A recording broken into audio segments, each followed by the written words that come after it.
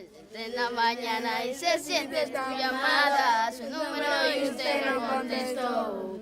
Fueron como 10 mensajes de testigo, está mi almohada y de los mares ninguno respondió.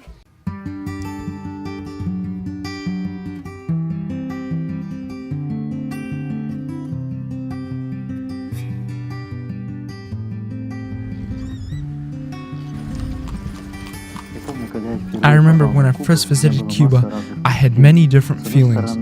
In one way, I loved this country because of its beautiful climate, beautiful nature, tall palm trees, and bright blue ocean. But on the other hand, the lifestyle of these people is so poor and miserable.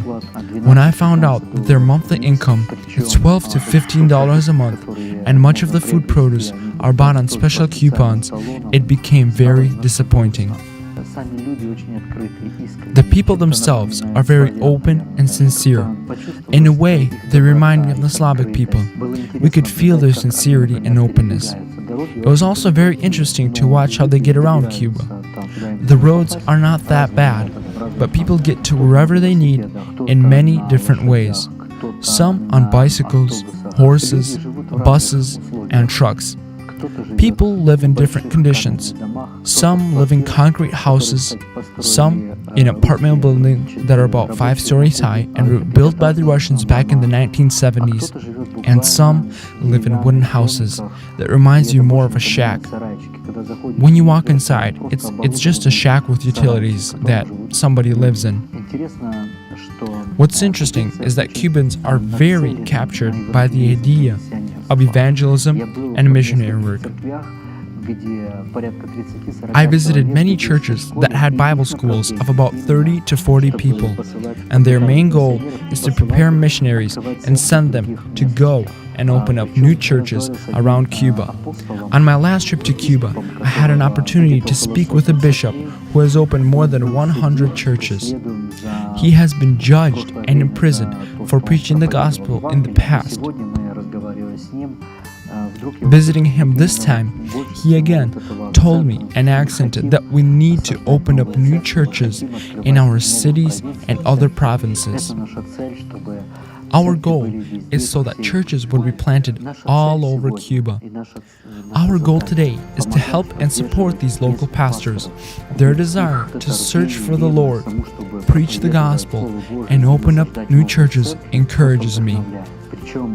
The thing is that they cannot afford the most simple things needed for everyday life.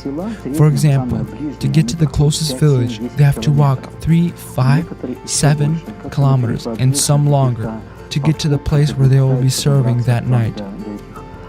When we asked them what can we help them with, they told us it would be a real blessing if we can purchase bicycles for them. Road conditions in villages are not perfect. That is why a bicycle is the best transportation for them. Our goal and desire is to purchase these bicycles and give them as presents to these missionaries and pastors. A bicycle can serve as transportation for these pastors. They can drive their kids to school or hospital, and they can reach the villages that they are serving in and visit members of their church. That is why it would be a real big blessing. We would also like to financially support these pastors and missionaries so that we can free them from their everyday jobs on the fields or factories so that they can fully be committed in serving the Lord, preaching in churches, opening up new ministries, and visiting members of their church. And all it takes is a donation of $30 a month. One pastor simply said, "I would have never been able to purchase this bicycle. I do not have these kind of resources. And when I received this gift, I knew it was the Lord who persuaded someone to donate, and I want to serve the Lord with this bicycle." When you hear these kind of words, you realize what a big responsibility we carry as a body of Christ before the Lord and the people that have not yet heard the gospel. Our goal is to reach every corner of Cuba. In communist countries like this, people believe that they can do everything without God. We bring them the gospel.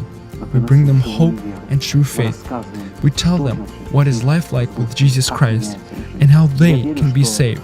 And I believe that everyone can become that one person who will bring hope and salvation to a faraway country by the name of Cuba.